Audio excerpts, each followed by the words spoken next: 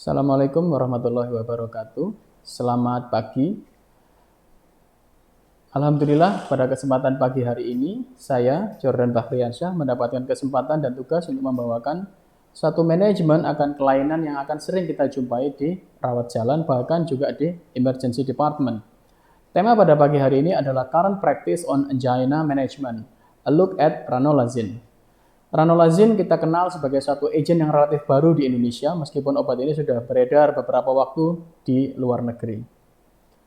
Ini adalah disclosure saya.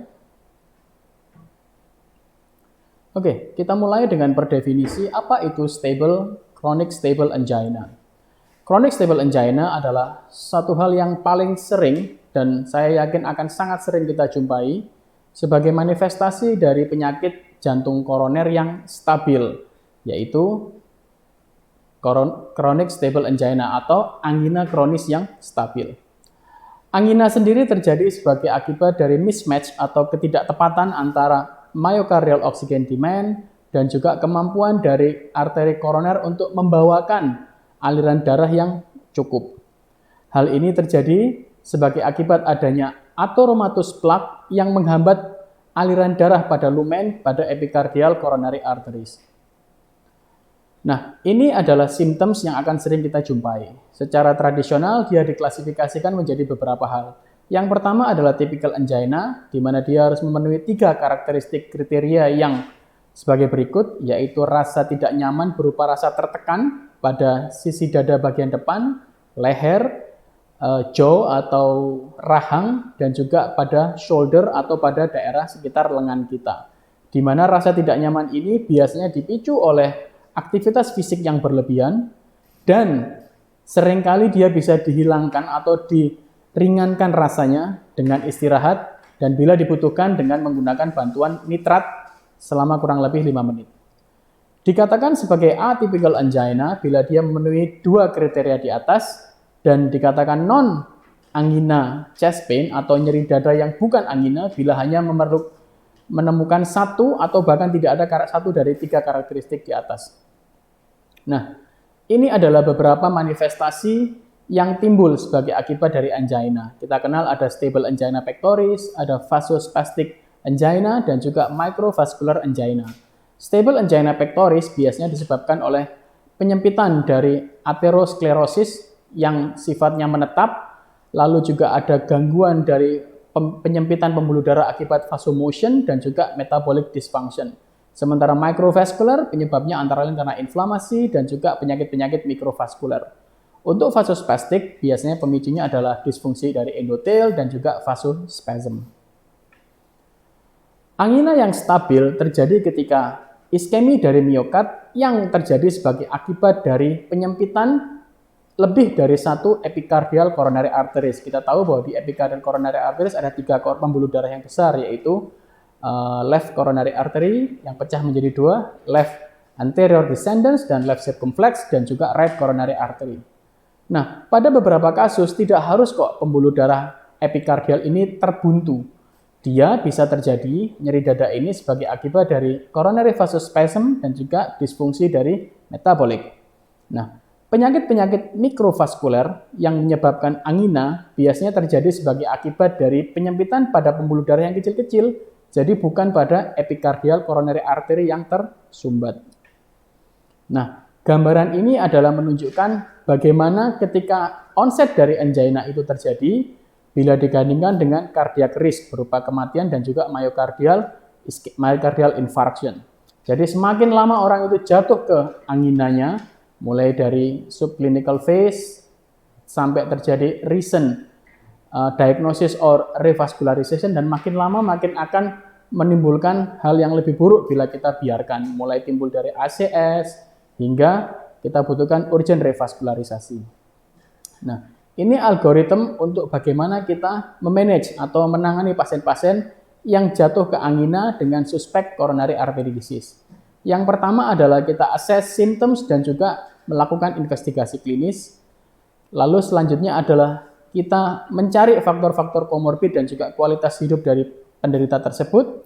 Langkah ketiga dilakukan pemeriksaan-pemeriksaan penunjang berupa pemeriksaan elektrokardiografi, baik itu resting maupun bila dibutuhkan pemeriksaan penunjang biochemistry, pemeriksaan toraks foto, dan bila diperlukan juga dilakukan ekokardiografi pada pasien-pasien pada saat istirahat.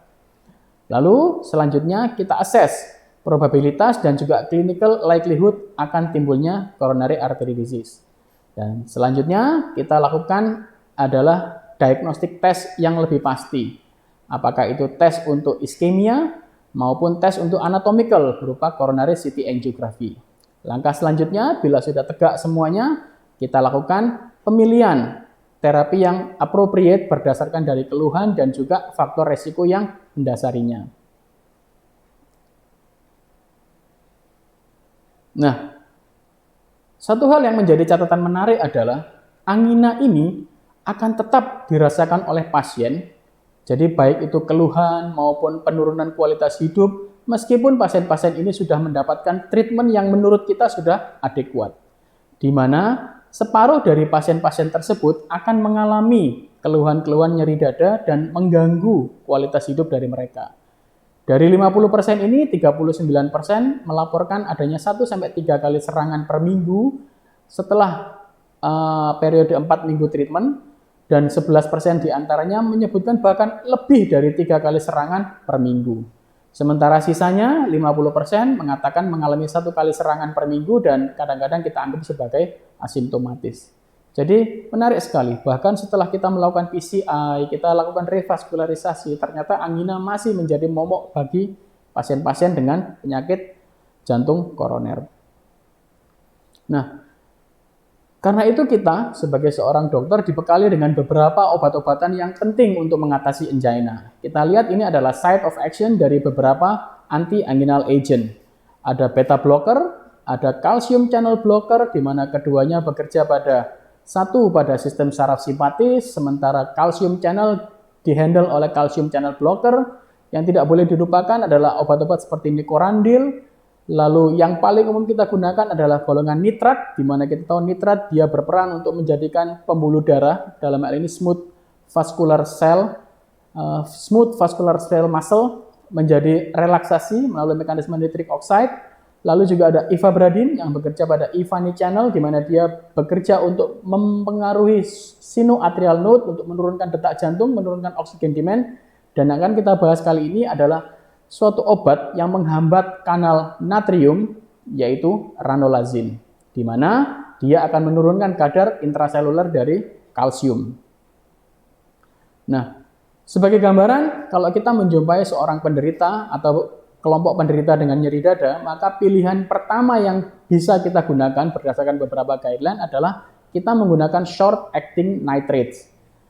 Kalau short acting nitrates ini tidak memberikan respon yang memuaskan atau adekuat, maka kita bisa berikan tambahan beta blocker atau calcium channel blocker dengan tujuan untuk menurunkan heart rate. Kita tahu semakin cepat heart rate, maka oksigen demand akan semakin tinggi pula.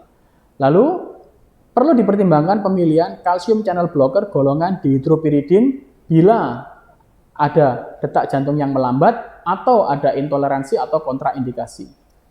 Nah, pertimbangan untuk menggunakan beta blockers ditambah dengan calcium channel blocker golongan dihidropyridin jika Canadian coronary score-nya anginanya lebih dari 2. Di mana kita kalau sudah diberikan semua obat ini ternyata masih ada rasa tidak nyaman, rasa nyeri dan sebagainya, maka kita bisa tambahkan second line-nya.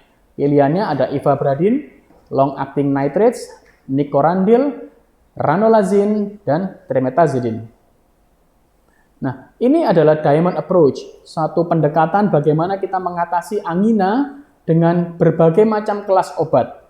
Kita lihat ada beta blocker, nitrat, nicorandil, trimetazidine, diltiazem, verapamil, ranolazine, dan juga calcium channel blockers yang golongan dihidropyridin.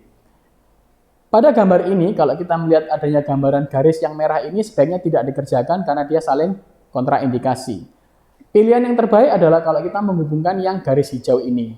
Pilihannya adalah nitrat atau nicorandil dengan ivabradin, beta blockers dengan calcium channel blockers, atau nicorandil dengan beta blockers. Sementara untuk yang garis biru yang lurus ini, dia memiliki efek yang kurang lebih sama. Sementara garis biru yang putus-putus ini, similar action dimiliki oleh obat-obat tersebut.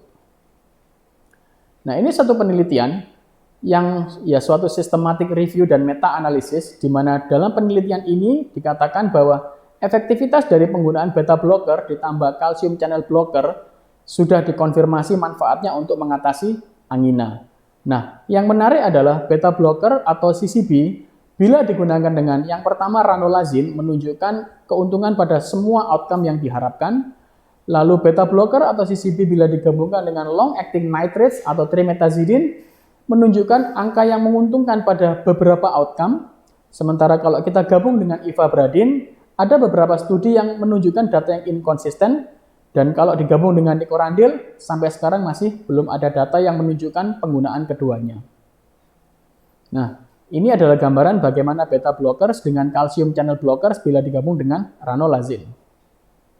Nah, di antara sekian banyak international guidelines, ranolazine di-approve untuk penggunaannya pada angina, pada guideline ACC/AHA tahun 2012, ESC 2019, dan juga NICE guideline. Sementara ivabradine hanya direkomendasikan pada ESC 2019 dan juga NICE guideline, dan trimetazidine yang menarik hanya direkomendasikan pada guideline 2019 dari ESC tentang penyakit jantung koroner. Nah, kita kenal sedikit tentang the sodium channel. Kita tahu pada permukaan sel-sel otot jantung ada beberapa kanal-kanal yang bertugas mengawasi pergerakan dari natrium, kalium, dan juga kalsium. Di mana pada beberapa kelainan, dalam hal ini adalah iskemia, heart failure, kita tahu bahwa pathological milieu adalah reactive oxygen species yang meningkat, adanya ischemic metabolites yang meningkat, adanya toksin-toksin dan juga obat-obatan yang berperan untuk timbulnya gangguan pada natrium kanal ini. Nah, apa yang terjadi bila problem ini berlanjut? Akan terjadi electrical instability, ada mechanical dysfunction, dan juga ada perubahan oxygen supply and demand. Di mana kerja ranolazine? Ranolazine akan menghambat kadar ion natrium tersebut agar tidak berlebihan, sehingga juga menghindari berlebihannya kadar kalsium. Nah, yang menarik adalah bila kita menggunakan nitrat, bila kita menggunakan beta blockers, calcium channel blockers, maka kita memodulasi hemodinamik. Nah, ranolazine ternyata tidak memberikan efek yang signifikan pada heart rate, tekanan darah maupun vasodilatasi. Jadi efek anti-angina dari ranolazine dia tidak tergantung akibat perubahan dari heart rate, tekanan darah maupun vasodilatasi pembuluh darah. Nah, ini adalah suatu optimal medical treatment yang individualized berdasarkan dari heart rate yang direkomendasikan oleh para ahli. Bila kita menjumpai seorang pasien datang dengan keluhan dada yang nyeri, tidak nyaman, kita bisa melihat berapa heart rate-nya. Kalau heart rate-nya lebih dari 60 kali per menit, kita lihat tekanan darahnya. Bila tekanan darah sistolik lebih dari 120 mm Hg, kita bisa gunakan beta blockers atau non-dihydropyridine CCB. Nah, second line-nya adalah kita bisa menggunakan dihydropyridine CCB, ranolazine, dan ivabradine. Bila pasien ini dengan heart rate kurang dari 60 beat per menit, kita lihat tekanan darahnya. Bila tekanan darahnya di atas 120, maka kita pakai golongan CCB, dihydropyridine, dan ranolazine sebagai second line-nya. Nah, yang menarik adalah bila tekanan darah sistoliknya ini kurang dari 120, baik pada heart rate kurang dari 60 maupun lebih dari 60, maka pilihannya adalah ranolazine dan ivabradine pada detak jantung yang lebih dari 60. Tapi bila kita berhadapan dengan seorang pasien datang dengan nyeri dada, heart rate kurang dari 60, tekanan darahnya juga tidak sampai 120 sistoli, maka pilihan pertamanya adalah golongan ranolazine. Baru kita bisa tambahkan golongan trimetazidine bila dibutuhkan. Mengapa ini jadi menarik? Karena kita tahu bahwa ranolazine dia tidak memodulasi perubahan tekanan darah, detak jantung maupun vasodilatasi dari pembuluh darah. Ini salah satu keuntungan menggunakan ranolazine. Nah, ada banyak sekali trial yang sudah dijalankan untuk melihat efektivitas dari ranolazine, mulai dari RAN 080, Marisa trial, Carissa, Erika, dan sebagainya.